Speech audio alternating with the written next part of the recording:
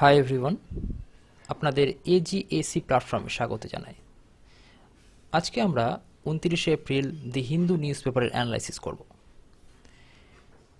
ভিডিওটি শুরু করার আগে আপনারা যারা আমার চ্যানেলে নতুন এসেছেন তারা চ্যানেলটি সাবস্ক্রাইব করে নেবেন এরকম প্রতিদিন দি হিন্দু নিউজ পেপারের অ্যানালাইসিস ভিডিও পাওয়ার জন্য। চলুন ভিডিওটি শুরু করা যাক। প্রথমেই চোখ রাখব আমাদের প্রথম আর্টিকেল। দেখুন, সব নিউজ আমাদের এক্সামের পয়েন্ট অফ ভিউ থেকে ইম্পর্ট্যান্ট নয়। আমরা সেই সব নিউজগুলো কভার করব যেগুলো আমাদের এক্সামসের পয়েন্ট অফ ভিউ থেকে খুবই ইম্পর্ট্যান্ট। ঠিক আছে, তো শুরু করা যাক। আজকের প্রথম article, Serum Institute cuts Covishield price for the states to ₹300। Pune based অর্থাৎ পুনের সিরাম ইনস্টিটিউট অফ ইন্ডিয়া যে সংস্থা রয়েছে যারা কিনা আমাদের কোভিশিল্ড ভ্যাকসিনের উৎপাদন করেছে, তারা ভ্যাকসিনের দাম 400 টাকা থেকে কমিয়ে 300 টাকা করলো। এটি কিন্তু রাজ্যের জন্য। এই ঘোষণাটি করেছেন সিরাম ইনস্টিটিউটের সিইও আদার পুনাওয়ালা। এখানে দেখতে পাচ্ছেন আপনারা সব কটার প্রাইস দেওয়া আছে। অর্থাৎ কোভিশিল্ড সেন্ট্রাল গভর্নমেন্ট যখন দেয় তখন তার দাম থাকে 150 টাকা, যখন স্টেট গভর্নমেন্ট দেয় তখন সেটার প্রাইস থাকে 400 টাকা, আর যেটা প্রাইভেট হাসপাতাল থেকে নেওয়া হয় সেটা হচ্ছে 600 টাকা দাম পড়ে। এই স্টেটের 400 টাকা এই দামটা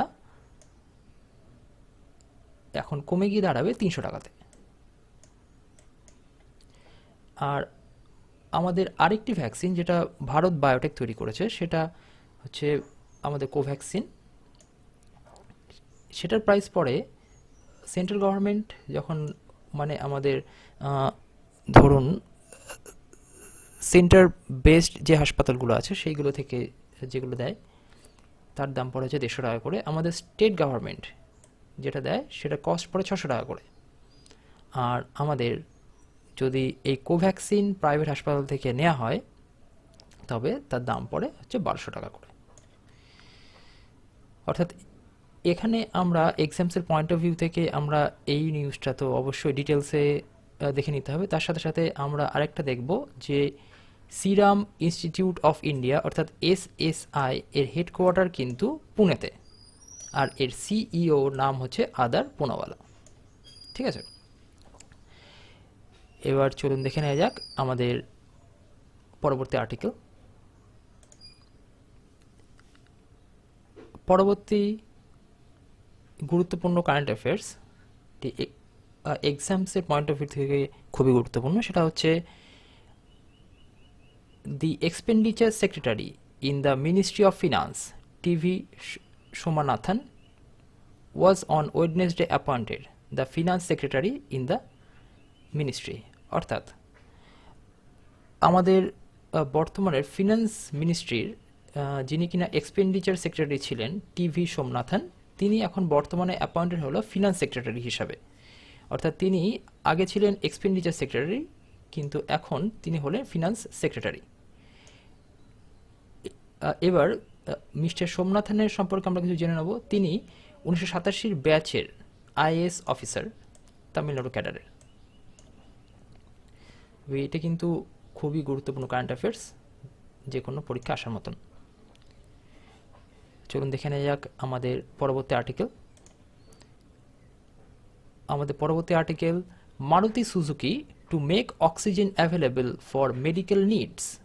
অর্থাৎ আমাদের 4 wheeler producer company Maruti Suzuki তারা বলছে যে আমাদের মেডিকেল হেল্পের জন্য তারা অক্সিজেন উৎপাদন করবেন। সেই প্ল্যান্টটি তৈরি হবে মারুতি সুজুকির যে প্ল্যান্ট রয়েছে হরিয়ানাতে, সেখানে তাদের ফ্যাক্টরিটা বন্ধ করে দেবে, শাট ডাউন ফ্যাক্টরিজ। তাদের ফ্যাক্টরিটা বন্ধ করে দেবে এবং সেখানে আমাদের মেডিকেল নিডসের জন্য অক্সিজেন তৈরির কাজ হবে। এর পাশাপাশি শুধু মারুতি সুজুকি নয়, তাদের আরেকটা parent company Suzuki motor in গুজরাটও এই একই পদ্ধতি নেওয়ার সিদ্ধান্ত নিয়েছে। এর সাথে আরেকটা গুরুত্বপূর্ণ কারেন্ট অ্যাফেয়ার্স, আমাদের আরেকটি ফোর হুইলার কোম্পানি হোন্ডাই, তারা হচ্ছে রিলিফ প্যাকেজ এর ঘোষণা করেছে 20 কোটি টাকার। এটা একটা গুরুত্বপূর্ণ কারেন্ট অ্যাফেয়ার্স। চলুন দেখে নেওয়া যাক পরবর্তী আর্টিকেল। এই আর্টিকেলগুলো অতটা গুরুত্বপূর্ণ নয় আমাদের এক্সামসের পয়েন্ট অফ ভিউ থেকে, এগুলো তো নয়। আমরা সরাসরি চলে যাই পরবর্তী articles. US will send India vaccines, reiterates Biden. অর্থাৎ জো বাইডেন বলেছেন, জো বাইডেন আমাদের ইউএস এর প্রেসিডেন্ট, তিনি বলেছেন a whole series of help to India including remdesivir and vaccine inputs. অর্থাৎ ভারতের এই এই মহামারীর এই সিচুয়েশনে আমেরিকা আমাদের পাশে দাঁড়াচ্ছেন। আমেরিকার প্রেসিডেন্ট জো বাইডেন তিনি ঘোষণা করেছেন যে ভারতের পথে আমরা ভারতের নিজস্ব ভ্যাকসিন তৈরি করার জন্য যেসব মেটেরিয়ালস প্রয়োজন সেগুলো তো পাঠাচ্ছি, তার সাথে সাথে তাদের একটি ভ্যাকসিন যে রেমডেসিভির এই ভ্যাকসিনটাও পাঠাচ্ছে। এটি খুব শীঘ্রই ভারত এসে পৌঁছবে। এর পরবর্তী আর্টিকেল আমরা দেখি। India, Australia, Japan push for supply chain resilience. অর্থাৎ ভারত, অস্ট্রেলিয়া, জাপান এই তিনটি দেশ মিলে একটি চেইন রেজিলিয়েন্সের তৈরি করেছেন, অর্থাৎ একে অপরকে সহায়তার জন্য এই প্যান্ডেমিক সিচুয়েশনে। এই ইনিশিয়েটিভটার নাম হচ্ছে দি সাপ্লাই চেইন রেজিলিয়েন্স ইনিশিয়েটিভ।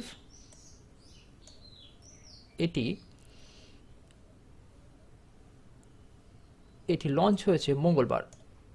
এর শর্ট ফর্ম হচ্ছে SCRI।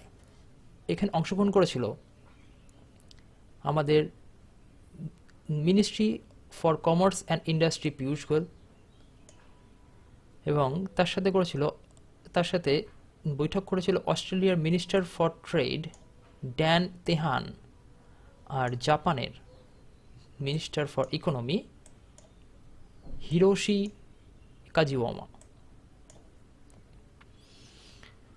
এরপরে দেখে নিই আমাদের পরবর্তী current affairs. Russia expels 7 EU envoy. এই EU অর্থাৎ হচ্ছে ইউরোপিয়ান ইউনিয়ন।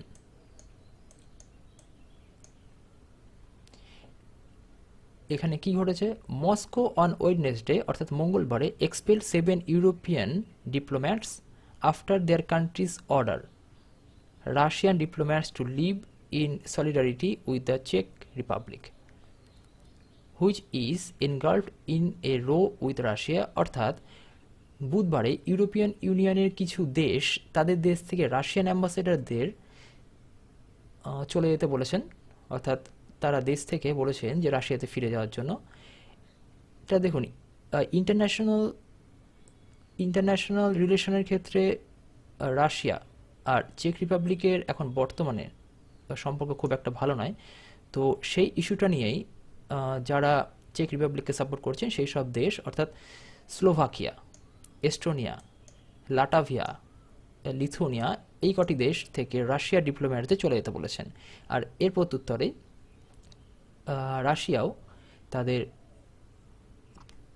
দেশ থেকে 7 জন ইউরোপিয়ান ইউনিয়নের ডিপ্লোম্যাটদের চলে যেতে বলেছেন।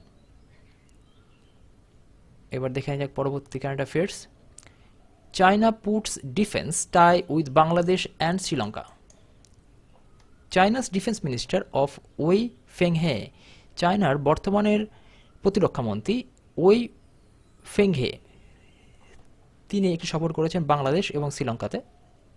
এই সফরে তিনি বাংলাদেশ এবং শ্রীলঙ্কার একটি সহযোগিতা পাওয়ার জন্য একটি বৈঠকের আয়োজন করেছে।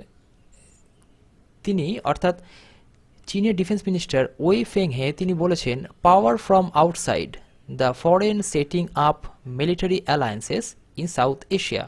অর্থাৎ তিনি বলছেন যে আমাদের সাউথ এশিয়াতে বাইরের শক্তি এসে ঘাঁটি গেড়ার চেষ্টা করছে। অর্থাৎ এর এর সরাসরি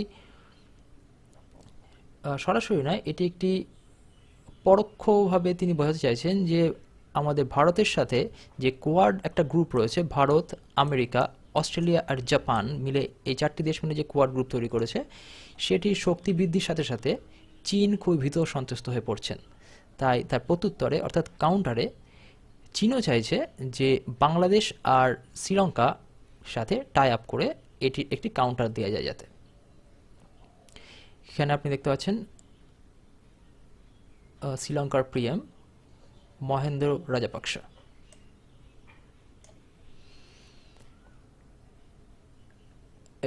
এবার দেখে নেওয়া যাক পরবর্তী কারেন্ট অ্যাফেয়ার্স।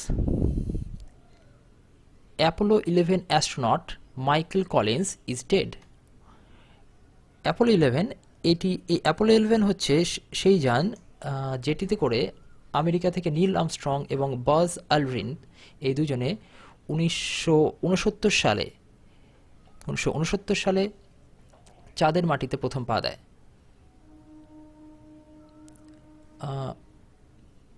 এই মাইকেল কলিন্স তিনি ছিলেন এই অ্যাপোলো 11-এর পাইলট।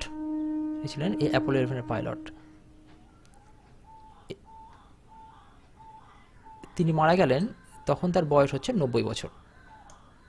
এটি কিন্তু পরীক্ষা আসার মতো। এবার চলুন দেখে নেওয়া যাক পরবর্তী current affairs. SBI board approves plan two raise $2 billion.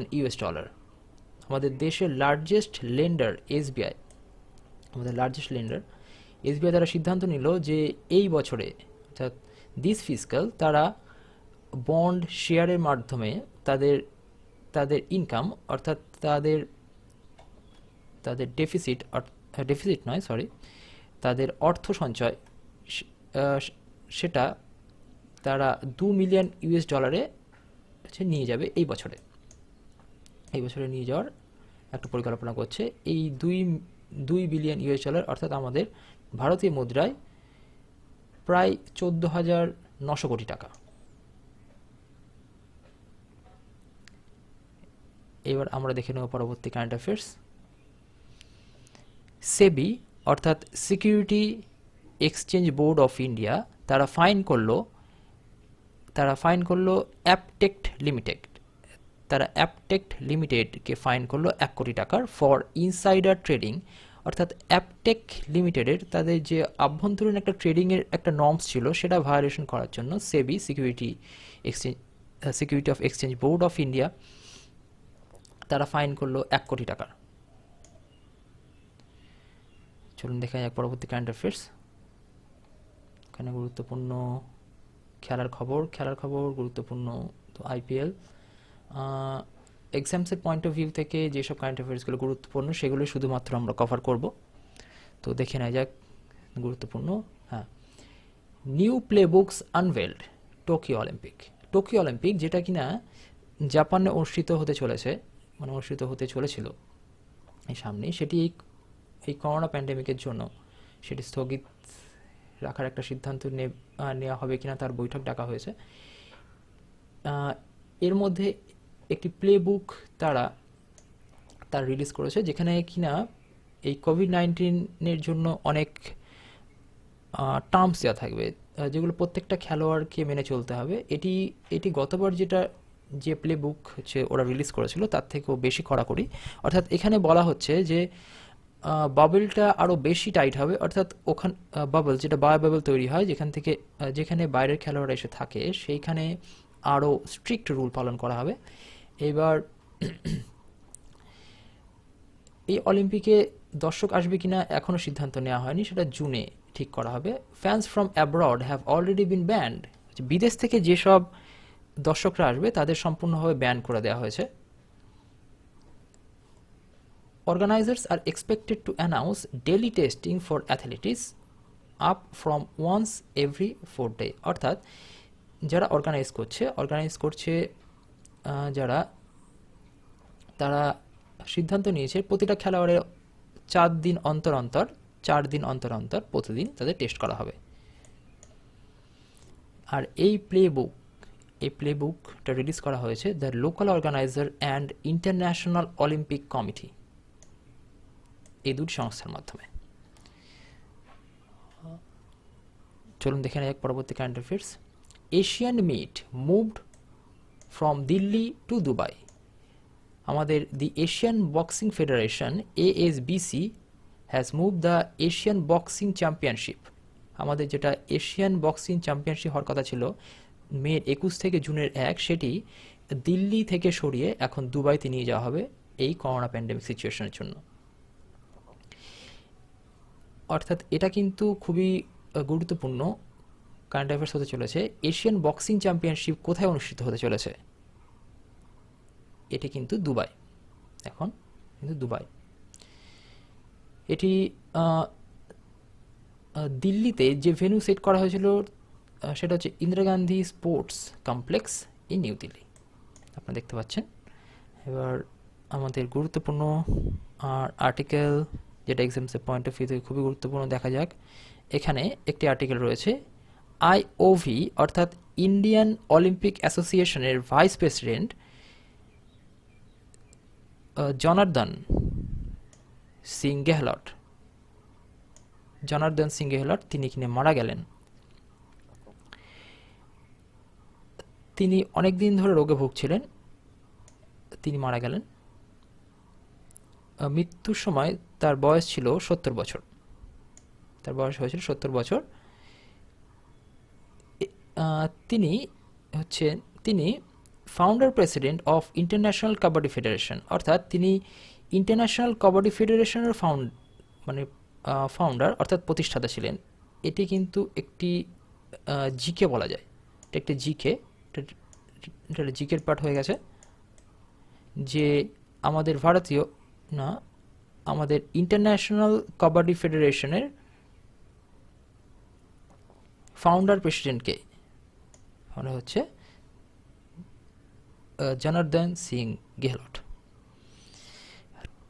ঠিক আছে, আজকে আমরা যতটা সম্ভব দি হিন্দু নিউজ পেপার 2021-এর 29 এপ্রিল যে কটা আর্টিকেল আমাদের এক্সামসের পয়েন্ট অফ ভিউ থেকে গুরুত্বপূর্ণ সেগুলো কভার করার চেষ্টা করেছি। আশা করি এগুলো আগামী দিনে ফল দেবে। তো আপনারা যদি এরপরে যদি চান যে আমাদের হিন্দু নিউজ পেপারের যে এডিটোরিয়াল সেকশনটা রয়েছে সেটা আমরা টাচ করি, অর্থাৎ সেখানে গুরুত্বপূর্ণ ভোকাবুলারি মানে ভোকাব বা নতুন নতুন ওয়ার্ডস বা সেন্টেন্স গঠন বা ওদের টপিক এগুলোকে কভার করি, তাহলে আমাকে কমেন্ট বক্সে জানাবেন।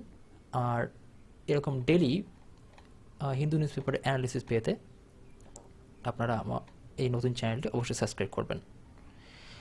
দেখা হচ্ছে পরের ভিডিওতে, আর ততক্ষণ আপনারা সবাই সেফ থাকবেন, ভালো থাকবেন। ধন্যবাদ।